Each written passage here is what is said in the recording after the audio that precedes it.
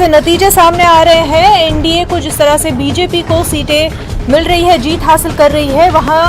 उससे ये साबित अभी तो ये लग रहा है कि जिस तरह के रुझान है वो कहीं ना कहीं नतीजों में सही साबित हो रहे हैं। अब कितना बदलाव इन रुझान में आ सकता है वो आने वाले 1-2 घंटे में सारी तस्वीर जो है वो साफ हो जाएगी। हालांकि जिस तरह से महागठबंधन अभी भी ये उम्मीद लगाए हुए है कि और तब्दीली आ सकती है रुझान में, लेकिन एनडीए जो है वो ये मान चुकी है कि जीत उनकी दर्ज हो चुकी है। बावजूद उसके अगर हम देखें तब भी एनडीए और महागठबंधन में उतनी भी ज़्यादा डिफरेंस नहीं है। हालांकि जिस तरह समझा जा रहा था कि आरजेडी जिस तरह की कारकर्दगी होगी आरजेडी की, लेकिन वैसी भी कारकर्दगी देखने को नहीं मिली है। तेजस्वी से जिस तरह का होप कहीं ना कहीं देखा गया था, जिस तरह का लीडर उभर कर समझा जा रहा था तेजस्वी आएंगे, उस वैसी परफॉर्मेंस भी यहाँ पर दिखाई नहीं दे रही है। अब किस वजह से, किन बिना पर तेजस्वी कहाँ पर उनकी स्ट्रैटेजी गलत साबित हुई, क्योंकि जिस तरह से हमने देखा कि पहली बार ऐसा है महागठबंधन में कि एक स्टेबल अलायंस बना महागठबंधन का, जहां पर तमाम तर जो लेफ्ट की पार्टियां हैं, कांग्रेस, आरजेडी साथ में आए, लेकिन एक बहुत ही स्टेबल तरीके से ये अलायंस बना। सीटें जिस तरह से तकसीम हुई और तेजस्वी ने जिस तरह से रैलियां की और पूरा स्ट्रेटेजाइज किया महागठबंधन को, तो तमाम तरीके जो है वो सही लग रहे थे।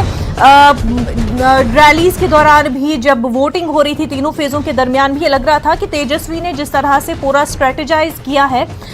इस इलेक्शन को, तो काफ़ी सोच समझकर, और इसमें हो सकता है कि अब कुछ गलत ना हो इस तरह समझा जा रहा था। लेकिन अब जब रुझान हमारे सामने है और धीरे धीरे रुझान जो है वो नतीजों में भी तब्दील हो रहे हैं, तो ये सवाल जो इस वक्त खड़ा हो रहा है, तो क्या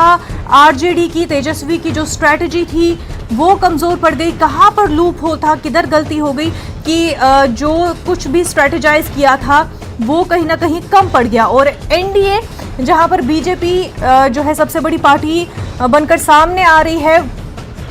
उनकी कौन कौन सी जो मुद्दे थे वो ज़्यादातर भारी पड़ गए। हालांकि आरजेडी जो समझा जा रहा था कि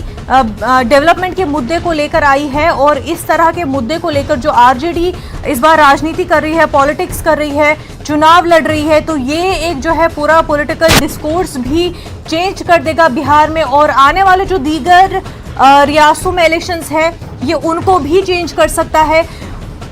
लोगों का भी ऐसा लग रहा था कि सपोर्ट जो है पूरी तरह से तेजस्वी को मिल रहा है, वो जो मुद्दे उठा रहे हैं उनको मिल रहा है, और कहीं ना कहीं तेजस्वी को ये क्रेडिट ज़्यादा भी है, क्योंकि जिस तरह से उन्होंने अनएम्प्लॉयमेंट का इशू उठाया, उसके बाद तमाम तर पार्टियां भी वो मुद्दे उठाने पर मजबूर हो गई। उसके बाद उनको भी रोजगार की बातें दीगर पार्टियों को करनी पड़ी और डेवलपमेंट की बातें करनी पड़ी और काम गिनवाने पड़े। लेकिन बावजूद उसके जिस तरह का अभी रुझान मिल रहा है और बीजेपी को जिस तरह से जीत मिल रही है, वहाँ पर यही लग रहा है कि फिर भी इतना कुछ होने के बावजूद भी, इतनी स्ट्रैटेजी